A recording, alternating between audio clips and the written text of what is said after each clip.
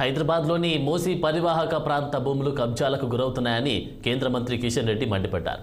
కబ్జాకు గురవుతున్న భూములను పేద ప్రజలకు అద్దెకు ఇవ్వడం లేదా అమ్మడం జరుగుతుందని, దీంతో వారు తీవ్ర ఇబ్బందులకు గురవుతున్నారని ఆయన అన్నారు. విజయ సంకల్ప యాత్రలో భాగంగా అమర్పేట నియోజకవర్గంలోని ప్రేమనగర్, బుర్జు గల్లీలోని పవర్ బోర్ని భరత్ నగర్లో కమిటీ హాల్కు ఆయన శంకుస్థాపన చేశారు. గత ప్రభుత్వం ప్రక్షాళన పేరుతో ఒక కార్పొరేషన్ ఏర్పాటు చేసి డబ్బులు వృధా చేసింది. 100 ఎకరాలను కబ్జా చేసి 111 జీవోను ఎత్తివేసి ఆ భూములను ఆక్రమించిందని ఆరోపించారు.